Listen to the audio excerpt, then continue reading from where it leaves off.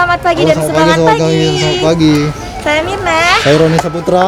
Nah, saat ini kita lagi ada di TK Negeri Pembina. Nah, pendidikan itu tetap menjadi tugas utama pemerintah daerah untuk mencerdaskan anak bangsa. Iya, benar. Salah satunya di masa pandemi COVID-19 ini tentu menjadi suatu tantangan baru bagi guru dalam menerapkan pelajaran dan protokol kesehatan bagi khususnya anak-anak di Kabupaten Kepulauan Anambas. Bukan hanya guru loh Bang Roni. Ini adik-adik kita juga merasa tertantang nih. Karena kan COVID-19 ini kan sudah mendunia dan menjadi suatu momok ketakutan gitu buat adik-adik kita. Tapi mereka tetap semangat untuk sekolah, belajar, menuntut ilmu demi mencerdaskan negeri ini. Nah, oleh karena itu kita harus tahu seperti apa sih proses pelajar yang diberikan oleh guru dan penerapan protokol kesehatan yang diterapkan juga oleh kepada anak-anak murid-murid sekolah. Nah, hari ini kita akan coba mengunjungi beberapa sekolah yang ada di Kabupaten Anambas, khususnya di Tarempa. Iya, kita pergi ke tempat adik-adik dulu. Melihat bagaimana proses belajar dan penerapan protokol kesehatan di TK Negeri Pembina ini. Nah, Sobatkom, jangan kemana-mana, ikuti kami terus. Kita akan pergi ke TK Pembina dan menyapa adik-adik serta guru-guru di sini. Yuk. Ayo.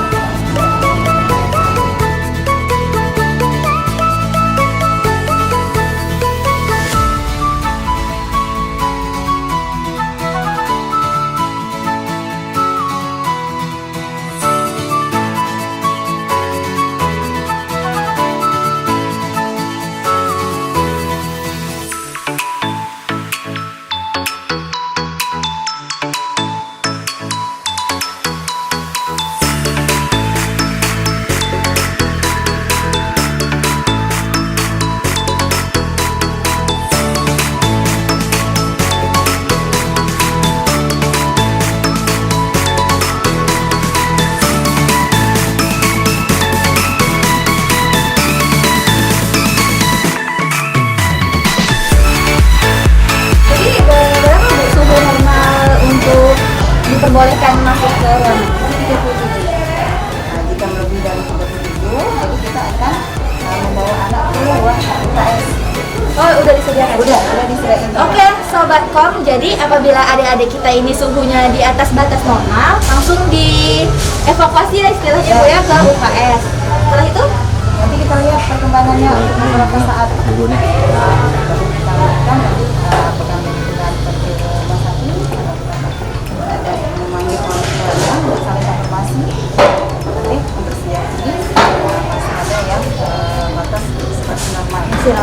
Selama ini belum ada yang lebih dari batas akhir. ya, Sobatkom, jadi itulah tahapan-tahapan awal penerapan protokol kesehatan pada saat memasuki sekolah. Ruang kelas, nanti kita langsung ke ruang kelas ya Bu. Jadi sebelum mengikuti proses belajar ya. Sebelum proses belajar.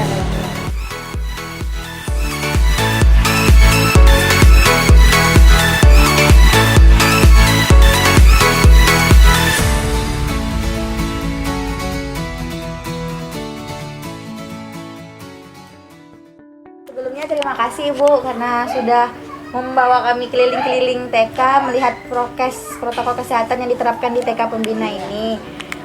Nah Bu, bisa nggak kita tahu berapa sih dalam sehari itu siswa-siswi yang masuk dalam shift-shiftnya itu? Dalam satu hari itu untuk TK Pembina kita melaksanakan dua shift dengan satu kelompok belajar itu terdiri dari 5 orang. Jadi satu paginya itu ada 4 kelompok belajar. Berarti satu shift itu 20 orang masuk. Satu shift 20 orang. Iya, 20 orang. Nanti shift keduanya itu dilanjutkan dengan kelompok belajar yang sama. Satu kelompok belajar itu terdiri dari 5 orang. Iya. Kemudian dalam penerapan protokol kesehatan itu kan ini kan anak-anaknya agak sulit biasanya diatur kan. Iya. Bagaimana cara mengatur anak-anak ini supaya mereka tuh mudah mengikuti menerapkan protokol kesehatan dalam proses belajar?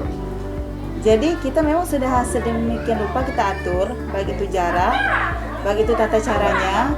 Itu dari mulai seperti yang sudah kita lihat tadi, dari mulai dia masuk, dia datang, itu kita sudah berikan itu jalur antrian, jalur yang masuk dengan dipandu sama guru. Guru yang bertugas di Iya, depan. gurunya standby. Jadi guru masing-masing itu ada yang di dalam, ada yang mengukur suhu, ada yang membimbing untuk mencuci tangan, dan di dalam kelas pun juga sudah kita atur jaraknya. Posisi duduknya. Iya, posisi mejanya juga sudah kita atur. Jadi mereka duduk itu kita atur sedemikian rupa, jangan sampai mereka ini berdekatan. Iya. Nah, dan di dalam kelas pun kita pun memang tidak melakukan permainan yang klasikal. Oh iya. Nah, itu yang bersamaan itu tidak kita Iya. laksanakan. Terus tadi dilihat juga jalur-jalurnya unik ya. Jadi mereka kayak bermain ngikutin Iya. aja jalurnya gitu. Kita ada 2 jalur, makanya kita kasih warna. Jadi warna merah itu untuk mereka datang. Nanti untuk pulang itu kita kasih dengan warna biru. Nah, itu iya. dengan itu mereka sudah terbiasa. Nah, untuk satu hari pertama itu memang kita bimbing dulu.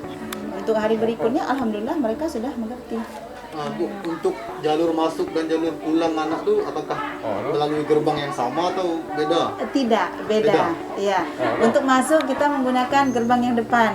Yang pertama. Ya, untuk datang. Nanti mereka pulang kita menggunakan gerbang yang samping. Kenapa kita laksanakan begitu? Karena ini kita ada 2 shift. Iya. Biar nggak bentrok Iya, mana ya. tidak berbenturan. Jadi anak pulang dengan jalur gerbang yang samping.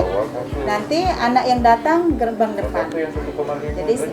Jadi kita usahakan jangan sampai anak ini bertemu antara shift yang pertama dengan shift yang kedua, dan jedanya juga sudah kita atur. Itu antara anak pulang dengan masuknya shift yang kedua itu setengah jam. Oh iya, jadi nggak ini ya. Ya, kita pun Ketemu antara menghimbau kepada orang tua untuk penjemputan itu diupayakan tepat waktu. Jadi tidak ada Anak yang menunggu. Iya, tidak ada anak menunggu. Jadi kita usahakan jangan sampai anak yang datang dengan anak yang mau pulang ini jangan bertemu. Pernah ada kejadian nggak Bu? Orang tua yang masih belum mengizinkan anaknya untuk ikut kegiatan sekolah ini, belajar. Belajar. Iya, ada. Ada, awalnya ada, tapi hanya sebagian Persen kecil aja, sebagian kecil. Selebihnya orang tua sudah percaya Iya, sepenuhnya. sudah percaya. Karena memang kita keluhan orang tua selama ini dengan kegiatan BDR ini bermacam-macam problema yang dirasakan ya. Jadi memang kemauan orang tua itu meminta agar tetap muka. Tatap muka lebih. Walaupun tidak full setiap hari. Jadi dengan jumlah murid kita yang sekian ramai, kita bisa melaksanakan 1 minggu itu anak bisa bersekolah itu 3 kali seminggu. Jadi anak kita bagi yang masuk hari Senin itu nanti hari Senin, Rabu, Jumat. Yang separuhnya lagi itu mereka masuk hari Selasa. Nanti Selasa, Kamis, Sabtu. Iya. Bu, untuk kan dilakukan pengukuran suhu kan, bagaimana ketika ada terdapat peserta didik yang suhunya lebih dari suhu yang ditentukan, apakah langsung disuruh pulang atau gimana dulu itu? Kita menyiapkan ada ruangan UKS, ruangan untuk anak beristirahat. Oh, ada dari sini ruang langsung isolasi UKS, ya? itu udah kita siapkan. Jadi jika seandainya ada anak yang suhunya melebihi dari batas normal, batas yang sudah yang ditentukan itu Berapa nanti itu batasnya? itu 37. 37 ya? Iya. Jadi nanti kita akan bawa anak ini di ruangan UKS tadi? tersebut ya. Nanti kita lihat dulu perkembangannya, sejauh mana baru kita ambil tindakan. Tapi sebelumnya dari pihak sekolah dengan orang tua selalu ada komunikasi kan, misalnya Iya. baru keluar dari keluar daerah nih, Betul.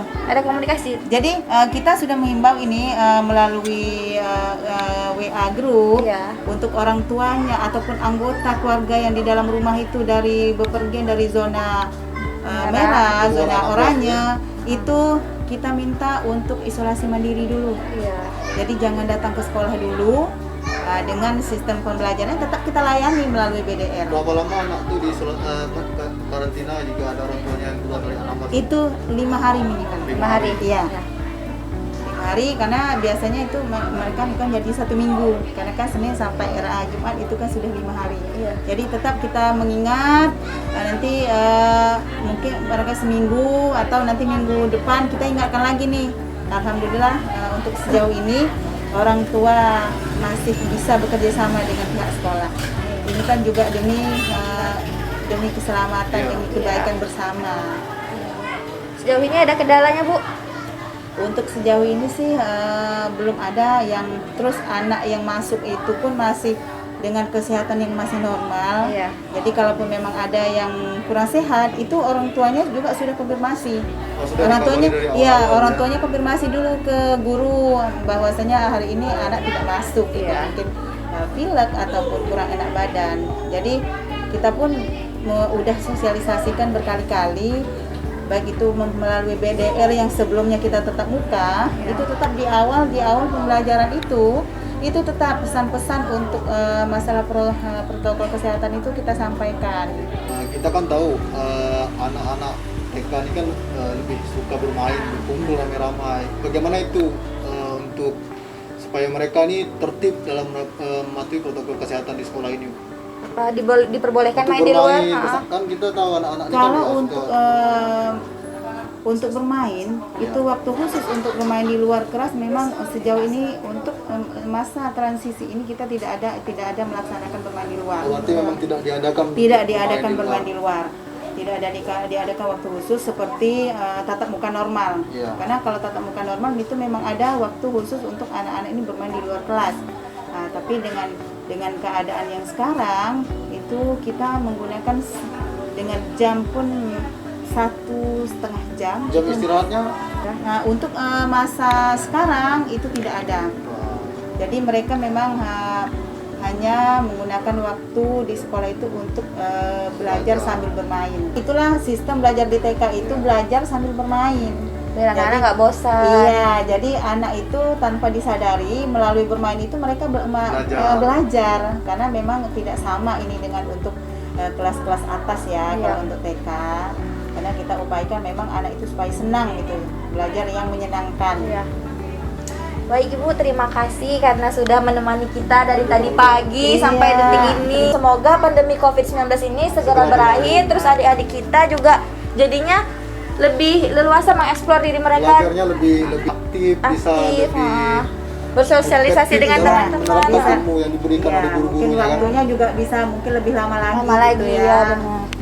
Ya, terima kasih teman-teman semua, sahabat kom semua yang sudah mengikuti kami dari tadi pagi sampai detik ini. Semoga apa yang kita lihat dapat bermanfaat untuk kita semua, dan perjuangan guru-guru kita juga semoga selalu diberikan kesehatan, keselamatan. Dan juga dalam penerapan protokol kesehatan khususnya di Kabupaten Kepulauan Anambas ini sudah cukup efektif Iya. diterapkan untuk para murid dan peserta didik. Ya, terima kasih Ibu. Terima kasih. Terima kasih.